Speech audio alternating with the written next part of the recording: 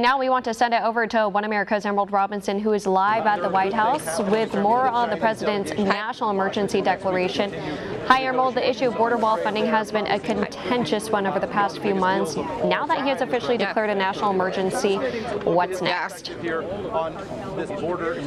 Yeah, the president actually referenced what a difficult battle it was, saying that in the beginning he was new to politics, or this might have gotten done sooner, actually calling out who everyone probably assumes is former House Speaker Paul Ryan, saying that they didn't push hard enough or this would already been done and he might not have had to declare a national emergency. But the president is saying that now he understands how things work and he thinks that his national emergency is constitutional. They realize it's going to be held up in the courts. They realize they're going to be facing legal battles that'll hold it up for quite a while. But ultimately, the president feeling like they'll win out, referencing the travel ban and looking to Secretary of DHS Christian Nielsen and talking about that. But the president feeling ultimately they'll be able to reappropriate some of that money. He talked about $3 billion, ultimately $8 billion that can be used towards border wall funding.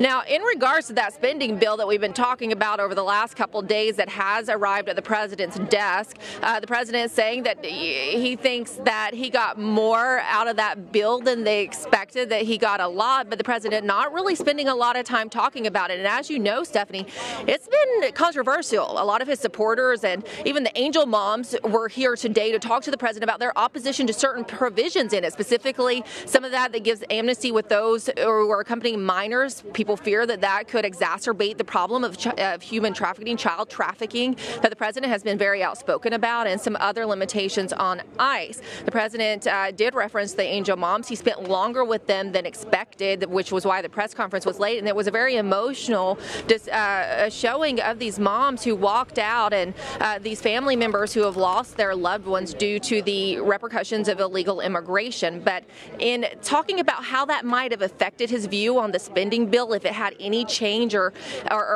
any effect on him at all in the spending bill, we didn't get any of that, and based on the questions, there weren't any questions about that. But here's what we got now, Steph. There is a national emergency. The president's even going to draw on, perhaps in the future, one of Obama's national emergencies relating to the cartel to fight drug trafficking across the southern border. They know they're going to be in a legal battle, but this White House thinks they're prepared for it. Stephanie?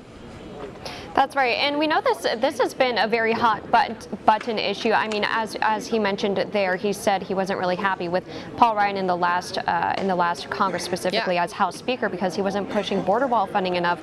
But it's also important to mention that the USMCA deal, he had that because he said Mexico is going to fund the wall indirectly. So in a sense, it's kind of, you have to crawl before you walk. He wanted to get, possibly that finished before focusing really on that border wall funding. Yeah. But does the White House have they said whether they have any timetable, because they're expecting this, to go through the courts and have multiple lawsuits, as President Trump has pointed out.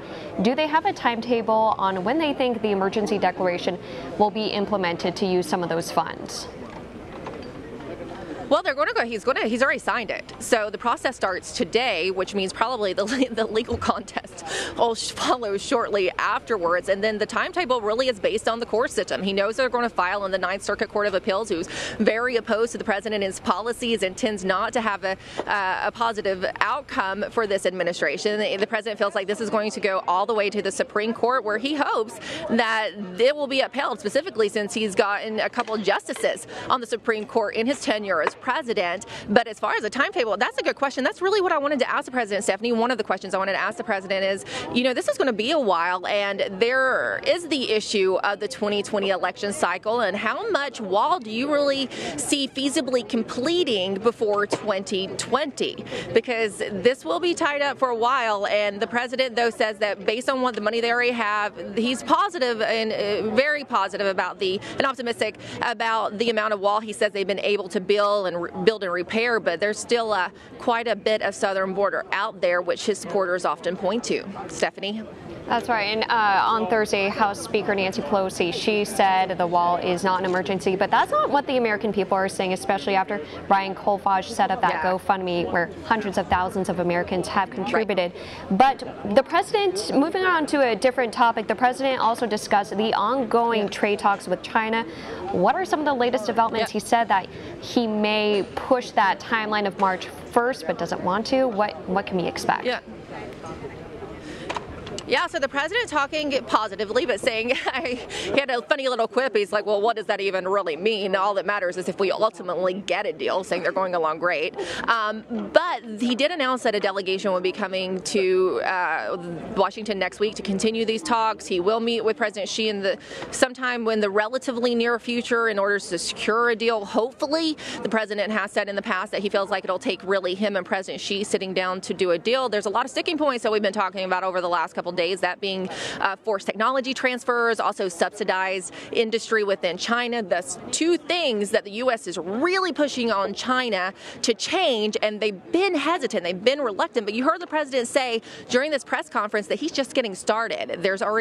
China's already paying $1 billion in tariffs, but he can do more, according to what he said here today, and he's not hesitant to do it. But he's also, he says, open to working with China if they continue these positive talks and pushing that March 1st deadline so that the rate hike doesn't go up to 25% from 10%. China's already, as we talk about often here on One American News, seen a big effect on their economy. It has taken a deep dive in their market based on these tariffs and these actions from the United States. Stephanie? Right, and that's also something that the American people, they also welcomed that President Trump, he's been tough on China. Lastly, President Trump said there will be a big announcement on Syria within the next 24 hours. Any clue as to what that will be?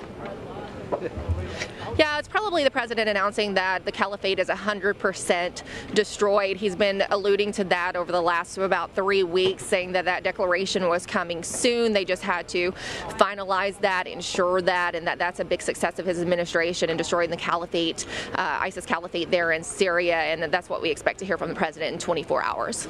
Stephanie? All right, well, lots of developments there from the White House, and of course, One America's Emerald Robinson will be there to provide us with more clues, more hints about these developments and bring us the latest information as it comes into our newsroom. Again, President Trump has declared a national emergency at the border wall. Thank you so much, Emerald. We will be checking back in with you throughout the day. Thanks again.